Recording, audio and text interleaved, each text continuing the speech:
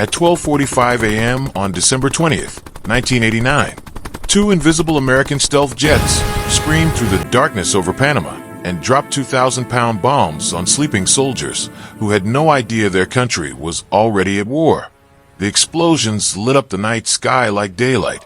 Within the next 15 minutes, 27,000 American troops would descend on this small Central American nation in the largest U.S. military operation since Vietnam.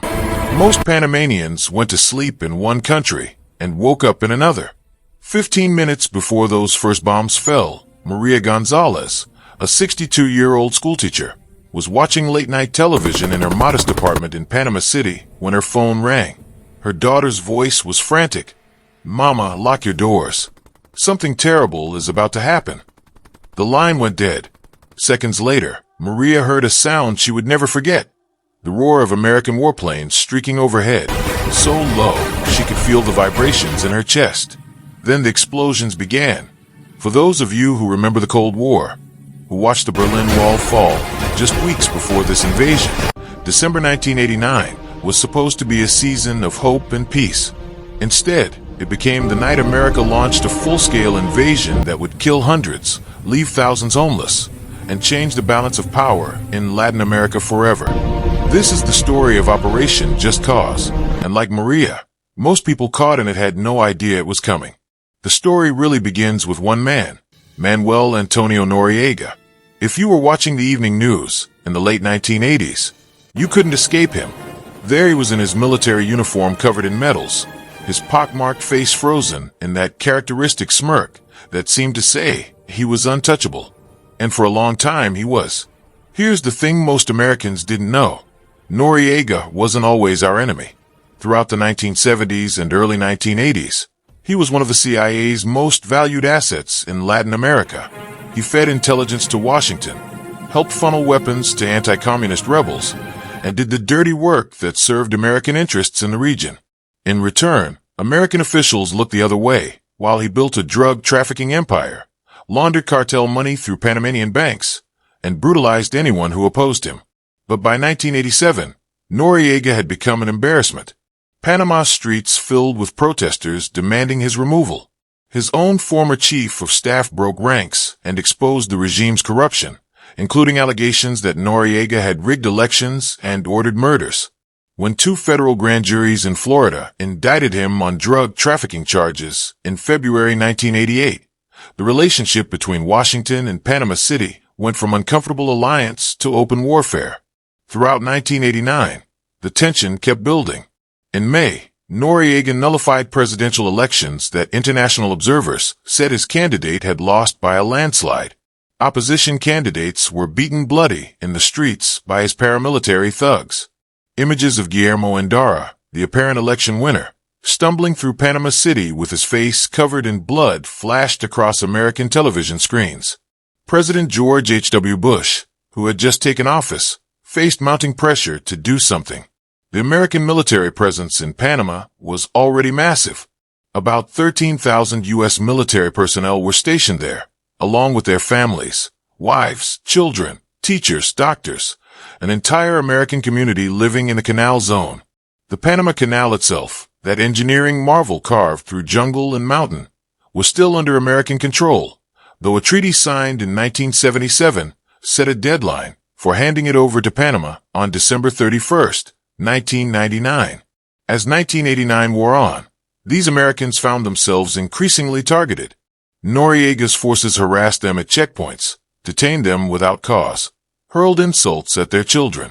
The dictator seemed to be deliberately provoking the United States, testing how far he could push before America pushed back.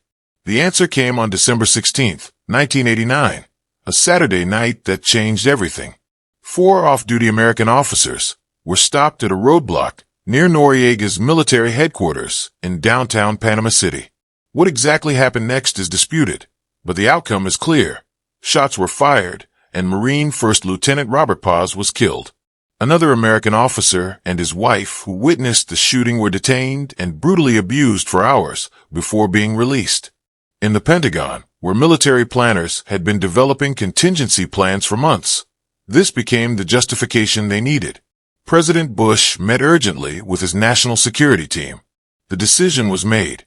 Noriega had to go, and overwhelming force would ensure success and minimize American casualties.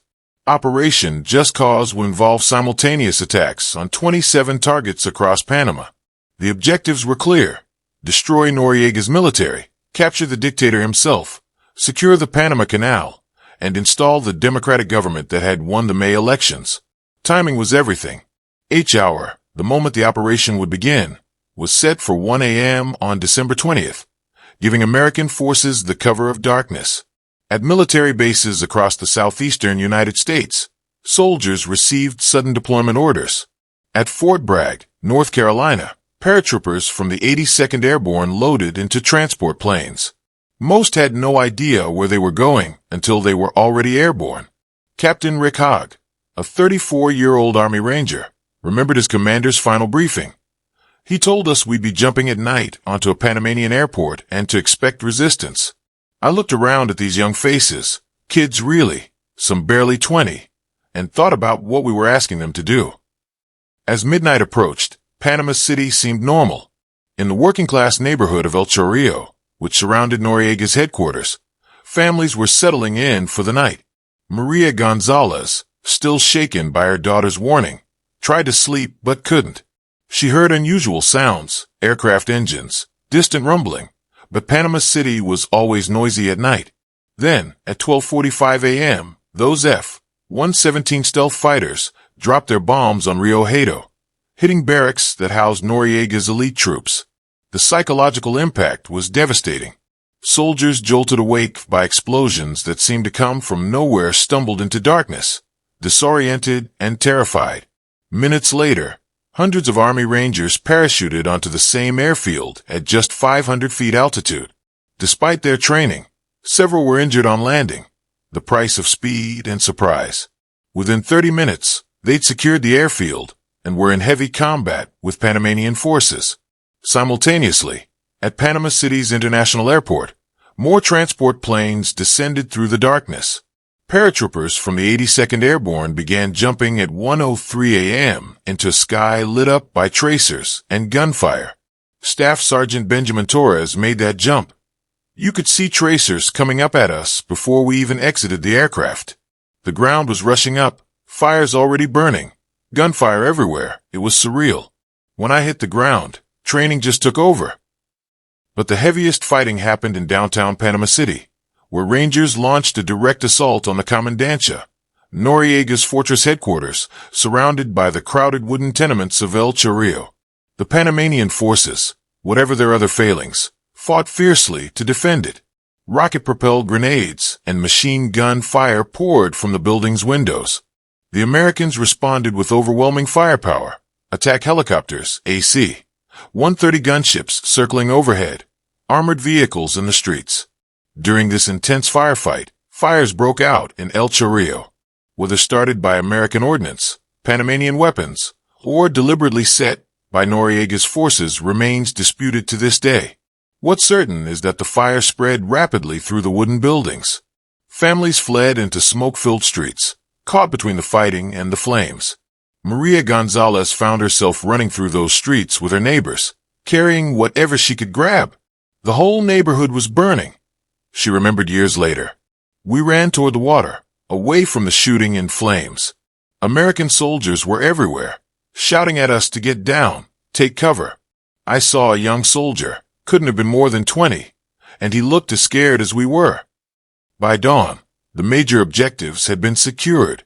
The Comandancia had fallen. The airports were under American control.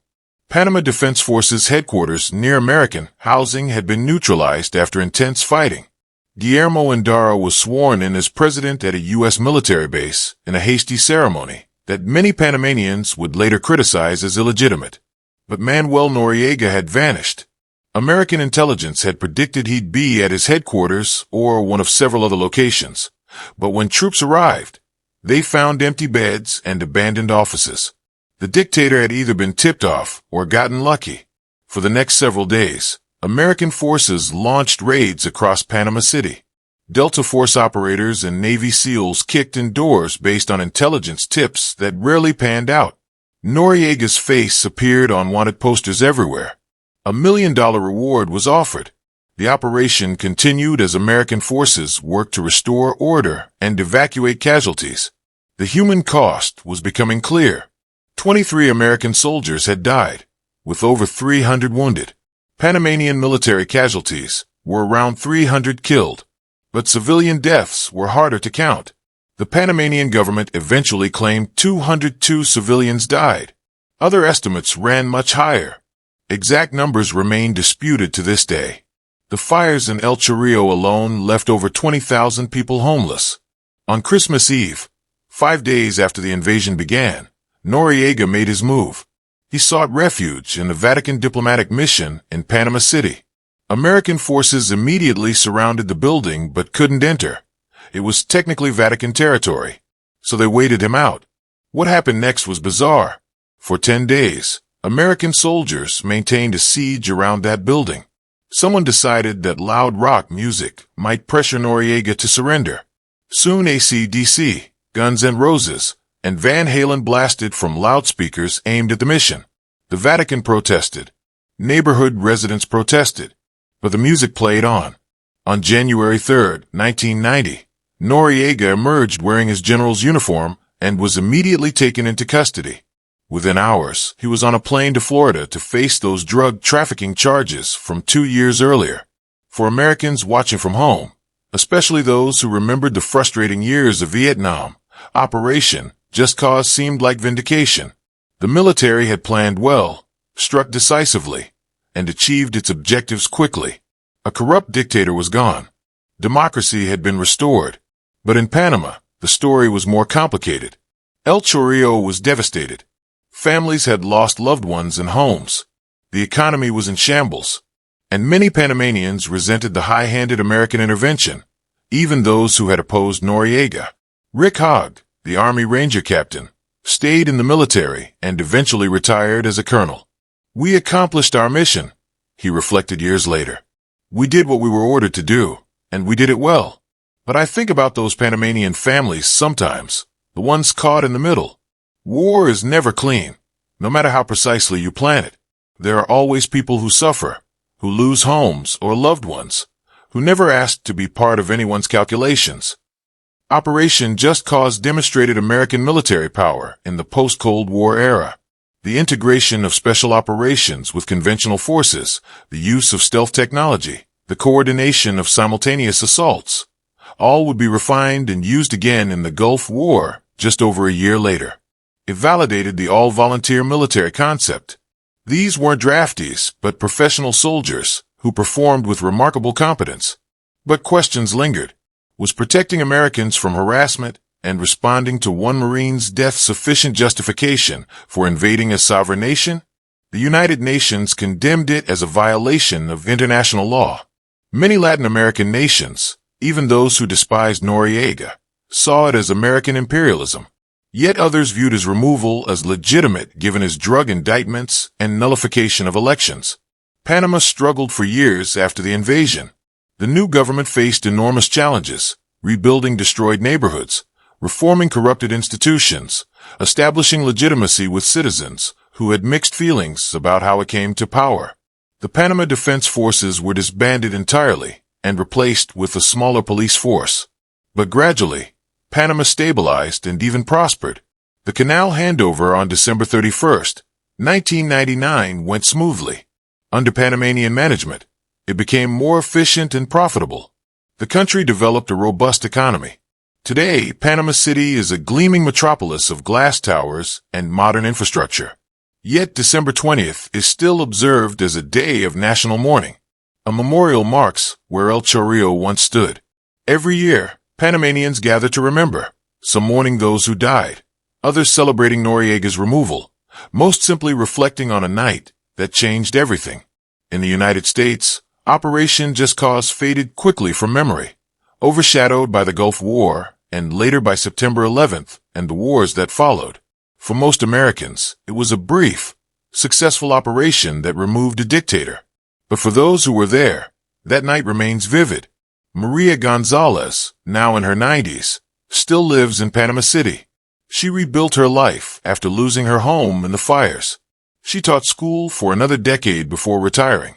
When asked about December 20th, 1989, she pauses for a long time. War came to us, she finally says. We didn't choose it, but it came anyway. So many people died. So many homes burned. But Noriega is gone, and perhaps that had to happen. I don't know. I'm just glad it's over, glad my children and grandchildren don't have to live under his rule. She looks out her window at the rebuilt neighborhood, at the memorial where El Chorrillo once stood, at the city that rose from those ashes. But I wish it could have ended differently. I wish nobody had to die. That wish echoes across the decades, from a 62-year-old schoolteacher running through burning streets in 1989 to the grandmother she is today, still remembering the night 27,000 American troops descended on Panama and changed everything in a few violent hours. The bombs, the fires, the fear, none of it was her choice. But like thousands of others caught between military powers and political calculations, she lived through it, survived it, and carries those memories still.